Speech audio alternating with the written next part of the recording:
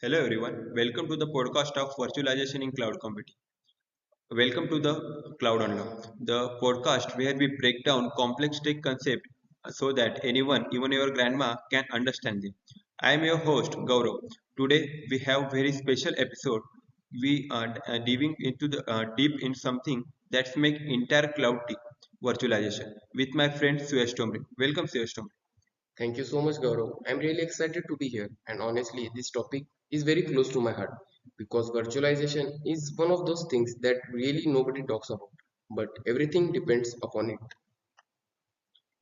Okay, let's start from the very beginning. What exactly is cloud computing? Like, if I had to explain to that 10-year-old how it will be you put it. Okay, it's a great question. So imagine like you need to borrow a pencil at school. So you don't go and buy whole pencil factory. You just borrow one when you need it, use it and give it back. So cloud computing is exactly that. But for computer power, storage and software, instead of buying expensive servers and running them in your office, you just rent computing power from companies like Amazon, Google or Microsoft over the internet and pay only for what you actually use. Well, that's such a clean analogy. And why did we even need a cloud? What was wrong with the old way of doing things? Oh, the old way was just a nightmare, honestly. Earlier, every company had to buy its own physical server, big, bulky, expensive machines sitting in the server rooms. The problem? Most of the time, these machines were barely being used, like 10 to 20% of their capacity. Imagine buying a 10-lane highway but only using 2 lanes. That's how wasteful it was. Plus, maintenance costs, electricity bills, cooling system. It was a money pit. Well, that's where virtualization enter in a picture. Yes, exactly. Virtualization came in and said, why use one server for one job when one server can do job of 10? It's like turning that 10-lane highway into a smart shared road where multiple cars can travel efficiently without bumping into each other. Well, we now in we now understand about the virtualization in cloud computing. Next, we will move to the next segment, or fundamentals and the virtualization. Let's go to the info virtualization itself. What is it, technically speaking? So, virtualization is technology that's let you create a virtual or logical version of something physical. So think of it like a software magic that takes your one physical computer splits into multiple virtual computers, each acting as independently. Each of these virtual computers is called virtual machines or VMs. So each VM has its own operating system or has its own apps and think it's like running on dedicated machine. But actually they are all sharing the same physical hardware underneath. That sounds wild. So, one physical machine can look like a five different computers to the five different users. So precisely talking, that's the power of it. One powerful server can host maybe 10, 20 or even 50 virtual machines at once, all running independently, all isolated from each other. This is the core idea behind the server consolidation in cloud computing. Great. What's the key components that makes all of this work? So it's the great question indeed. It's called an hypervisor. Think of the hypervisor as the traffic manager or the boss, where the whole operation is done. It sits between the physical hardware and all the virtual machines and it manages who gets how much CPU, RAM, storage. So it's like the manager. Without hypervisor, there is no virtualization. Well, we got the fundamentals. Now we move to the next segment, hypervisor architecture, type 1 and type 2. So, as you mentioned, hypervisor. Are they different from the types of hypervisor? Yes, there are main two types like type 1 and type 2. Let me explain them simply. Like type 1 is a bare metal hypervisor. It runs directly on physical hardware. No operating system in between. It's like the hypervisor is the operating system. Examples include VMware, EXSI, or Microsoft Hyper-V. These are used in data centers and real cloud environments because they are extremely fast and secure and also efficient. And what about the type 2? So talking about the type 2, It's like this is one of which runs on top on existing operating system. So it's like you might have installed Windows, then you install Oracle Virtual Box on top of it and run virtual machines inside that. It's slower than type 1 because there's an extra layer in the host OS in between. But it's greater for developers, students, testers who want experiment without touching real data centers. Think of type 1 as the professional race car driver and type 2 as a learner using a driving simulator at home. That makes sense. So, cloud providers like AWS, which type do they use? So, type 1, so type 1 always. Cloud providers need maximum performance, minimum overhead, and maximum security. Type 1 hypervisors give them exactly that. AWS actually built their own custom hypervisors called Nitro hypervisors, which is heavily optimized type 1 hypervisor. It offloads a lot heavy lifting, dedicated hardware chips, and making it incredibly fast. Well, our users got a full knowledge about the architecture. Now we will move to the next segment, type of virtualization. Now I have heard that virtualization isn't just about a server. That are different types of right. Absolutely. Virtualization has five main flavors. Let me talk through each. First is server virtualization. That's what we have been talking about. One physical server becomes many virtual servers. Most common type in cloud computing. Second, storage virtualization, which one pulls multiple physical storage devices into one big virtual storage pool. So instead of managing 10 separate hardwares, you see one giant unified storage space. Makes it easier to manage. What about the network virtualization? Okay, the third is network virtualization. Here, instead of buying physical networking equipment like routers and switches for every customer, you create virtual networks in software. Each customer gets their own virtual private network, which we also call VPN, completely isolated. Even though there are sharing physical cables and routers underneath, it's called SDN, software denied networking. Well, great to understand that. And what are the remaining two? So the fourth is desktop virtualization, also called VDI. Have you ever used a remote desktop where you log into your company computer from home? That's a desktop virtualization. Your desktop is running a powerful server in data center and you are just seeing the screen on your laptop. Very useful for remote work. And fifth, container virtualization, which is slightly different and super relevant today. Containers are like ultra lightweight virtual environments. Instead of having a full operating system per virtual machine VMs, containers share the host operating systems kernel. Docker is the one of the most popular container platform. Fail to know that. Now we will move to the next segment about the cloud efficiency parameters. We have to know about that the parameters of the cloud. So now let's talk about the efficiency. People says cloud is efficient, but how? How do we actually measure that? So it's a good question. So let's see what are actually cloud efficiency parameters. So cloud efficiency is measured across several key parameters such as first, resource utilization, how much the hardware is actually being used. Second one, we see that is economic efficiency. Are you spending the minimum money or the for maximum output or minimum output and maximum money?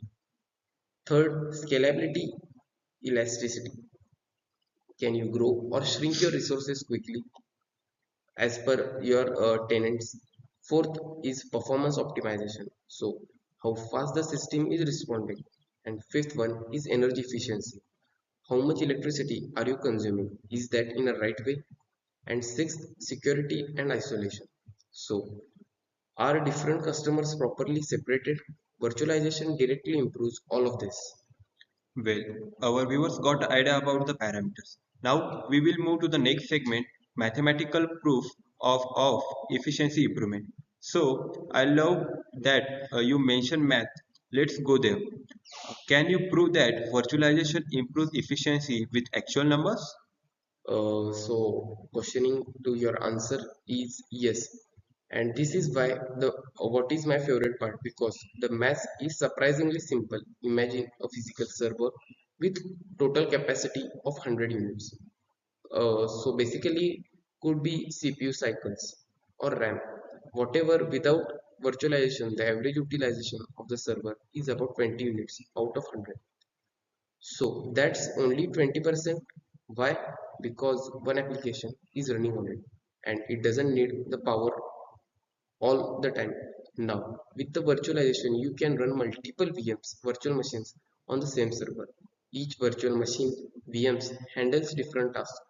Together, they utilize about 75 units out of 100. So basically, that's talking in mathematical terms is 75%. So the gain is a 75 minutes and 20, which is 55 units.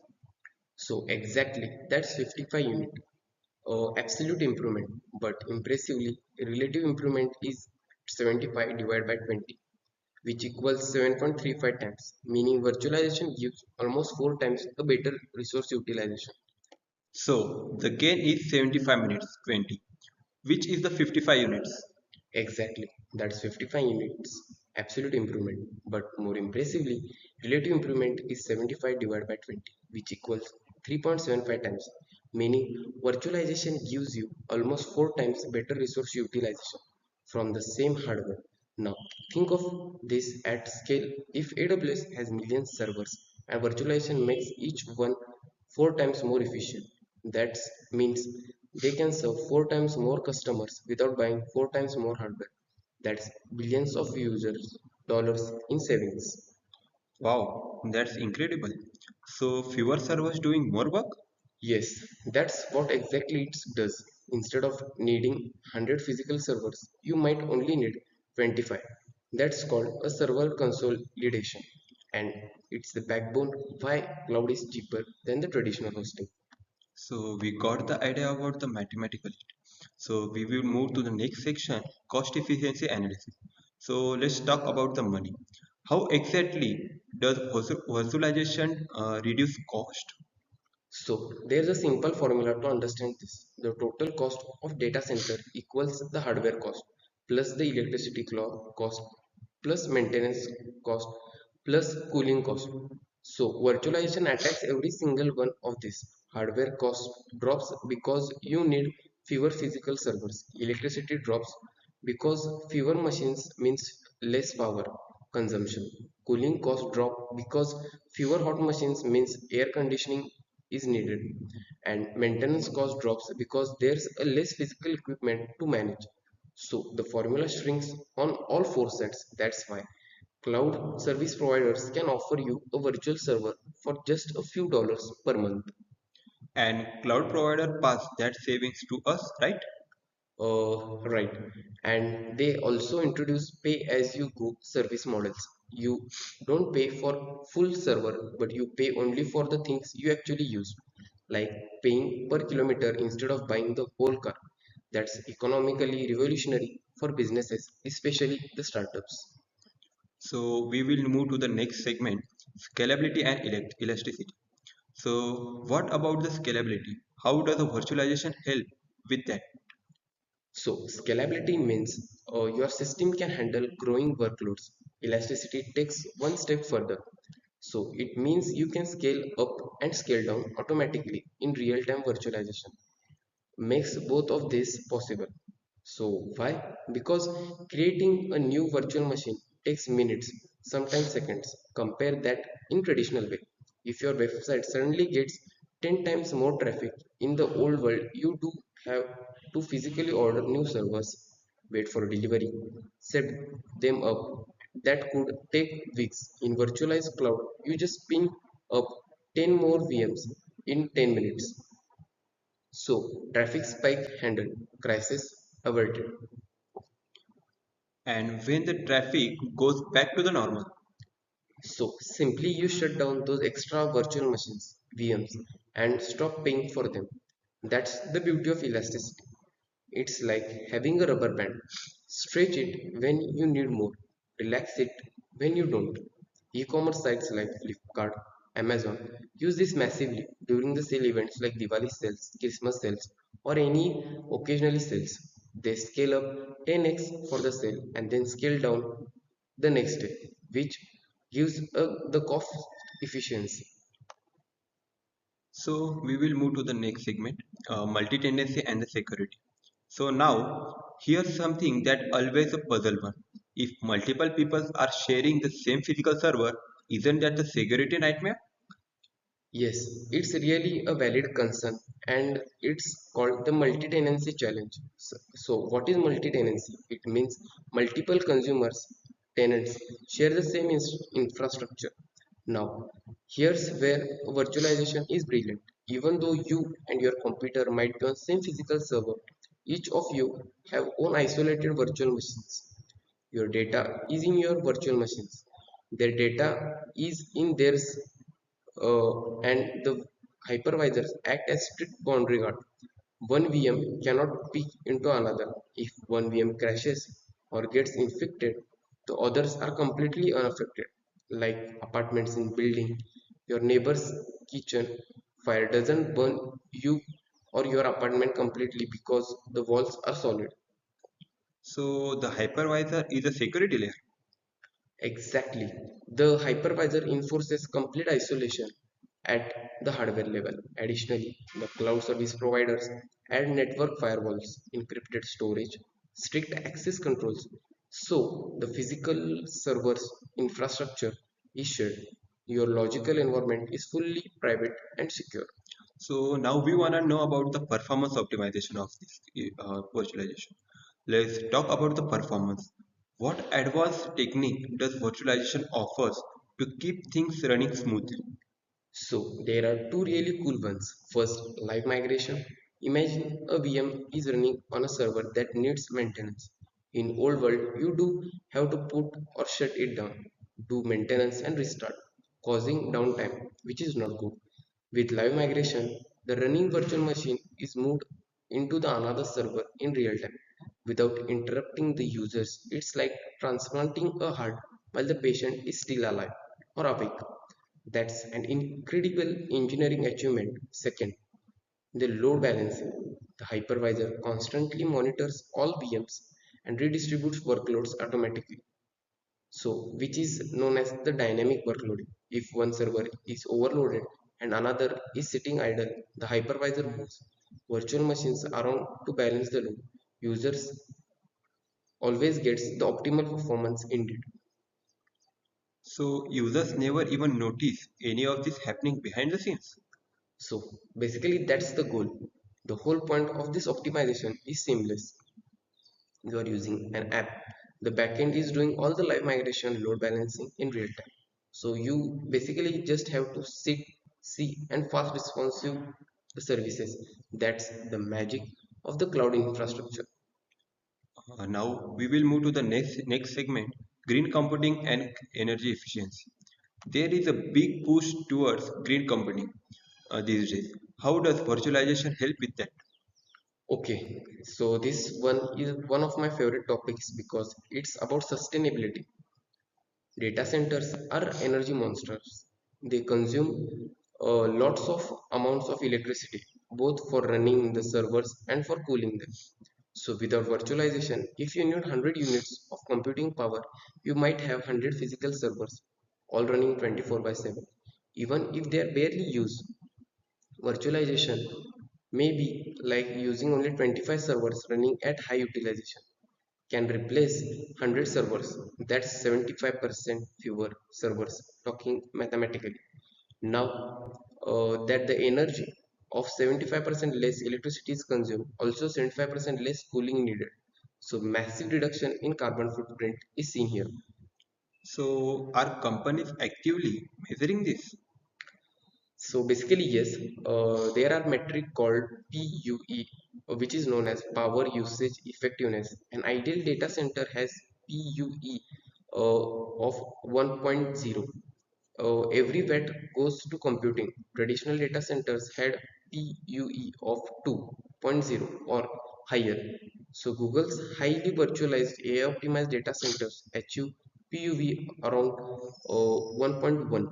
So that's incredibly efficient. Virtualization is directly responsible for much of that improvement. So we wanna know about the case study about the AWS and modern cloud providers.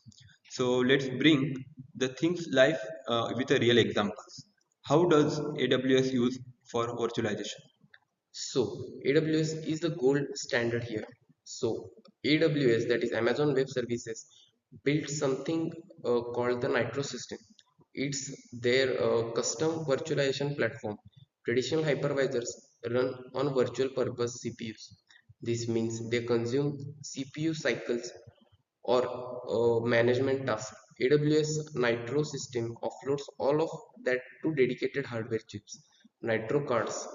This means 100% of host CPU goes to the customer workloads, nothing wasted on management overhead. They also built the Nitro security chip for hardware level security. The result, yes, their elastic computing, cloud computing instances, that's their virtual machine services are incredibly fast and secure. So what about the cloud providers? So the cloud providers such as Microsoft Azure uses Hyper-V as hypervisor backbone. Google Cloud has their own custom hypervisors. All of them are essential advanced type 1 hypervisors, heavily customized for performance and security at massive scale. They run literally millions of virtual machines simultaneously across their global data centers. Without virtualization, none of that would be possible. So we wanna know about the traditional data centers versus the virtualization cloud. So can you just give us a direct comparison, old school data centers versus today's virtualization cloud? So that's a very nice segment. Absolutely. Let me paint the picture. So in traditional data centers, resource utilization is 10 to 20%. Scaling up requires ordering physical hardware. Days or weeks are being utilized. Costs are fixed and high, regardless of actual usage. Deploying a new server takes hours or days of setup, and if server fails, that service goes down. Now, in virtualized cloud, resources is 60 to 90%. Scaling happens in minutes, sometimes seconds. So the costs are variable. Pay as you go. Deploying a new virtual machine takes 2 to 3 minutes, and if server fails, the VMs on it instantly migrates to healthy servers, zero downtime. The difference is day and night. So it's not about just efficiency. It's completely different from philosophy. Exactly right. Traditional data centers treat hardware as a unit of computing. So cloud treats workloads as the unit of computing, and virtualization is what which makes that philosophical shift possible.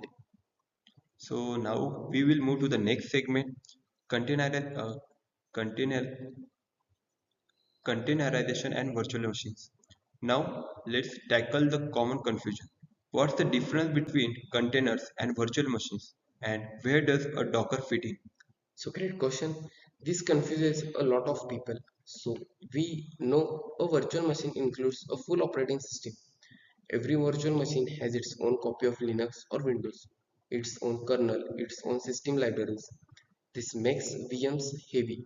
They take minutes to start and consume gigabytes of RAM just for the OS. Containers are different. A container doesn't have its own OS, it shares the host operating system's kernel. So, multiple containers on the same machines are all using the same kernel, but they each have their own isolated application environment. The result? Yes, the containers are incredibly lightweight. They start in seconds, consume megabytes instead of gigabytes, and you can run hundreds of containers where you might run dozens of virtual machines. So containers are better than the virtual machines. So, not necessarily, they serve different purposes. Like virtual machines give stronger isolation. Each virtual machine is like completely separate computer, great for running different operating systems or strong security boundaries. Containers are better for microservices when you are running many small applications that all need the same OS environment. In practice, cloud service providers use both. So they run containers inside virtual machines. So you get the strong isolations of virtual machine at the bottom layer and the efficiency of the containers on the top. Best of both worlds. So we want to know about the challenge and limitations. Like nothing is perfect, right? What if the challenges and limitation of virtualization? So fair point. Virtualization isn't just a magic wand. There are real challenges. First, performance overhead. Second, the hypervisor itself consumes some CPU and memory to manage VMs. This is called virtualization overhead. For most workloads, it's negligible, but for high performance computing or real-time systems, even small overhead matters. Second is VM sprawl. It's so easy to create VMs that organizations sometimes create a thousands of them and forgot about them. Unused VMs still consume storage and licensing cost. It's like leaving apps running on your phone.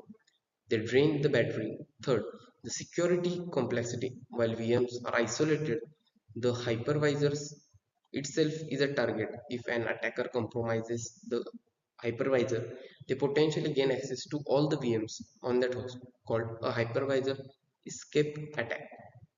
So there is any more challenges? Yes, a licensing complexity. Many software vendors charge per physical core, not per virtual machine.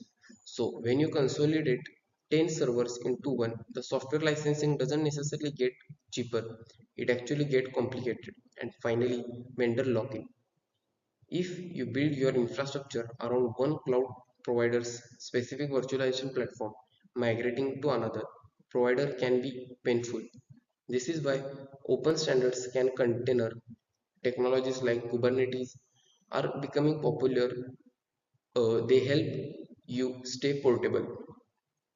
So we want to know about the can cloud exist without the virtualization.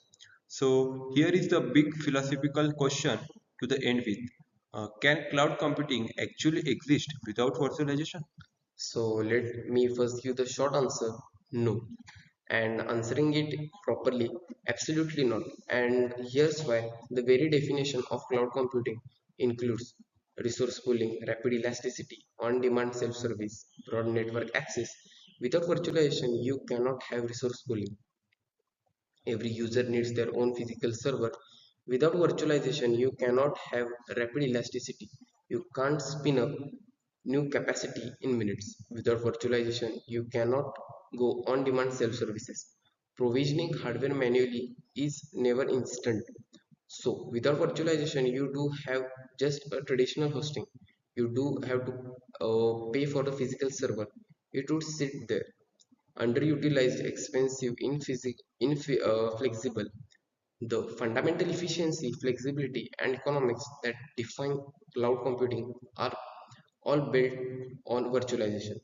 It's not a component of cloud, it is the cloud's foundation. So virtualization and cloud are essential, are inseparable. So the equation is simple like cloud is equal to virtualization plus internet delivery. Remove virtualization and you don't have cloud. You just have the internet, and that's why our single cloud provider in the world, from AWS to Azure to Google Cloud, builds their entire platform on top virtualization technologies. So well, so we want to know about the next segment, that is key takeaways and wrap up. So Mr. Suresh Tomre, that was absolute incredible. Before we wrap up, can you leave our listeners with our top takeaways from today's episode? Yes, of course. Here are the big ideas to carry home. Number one, virtualization is technology that creates virtual versions of one physical resources. servers, storage, networks, allowing multiple users to share one machine efficiently. Number two is the virtual hypervisor is the heart of the virtualization. Type 1 is used in real cloud environments and type 2 for development and testing. Number 3, the math doesn't lie. The virtualization improves hardware utilization from 20 to 75%, nearly 4 times improvement. So that's the billions in saving. Number 4, cloud efficiency parameters, utilization cost, scalability, elasticity, and security energy are all directly improved by the virtualizations. Number 5, containers and VMs complement each other. Number 6, virtualization powers green computing. Fewer servers means less energy, less cooling means lower carbon emissions and lower carbon footprints. Number 7, cloud cannot exist without virtualization. They are fundamentally inseparable. If you remember nothing else from today, remember that equation, that is cloud is equal to virtualization plus network delivery.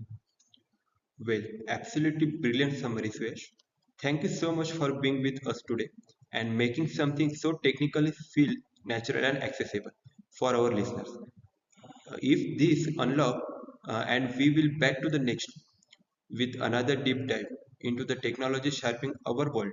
Until then, keep learning, keep building, and remember, the cloud is always about your powered by virtualization below you.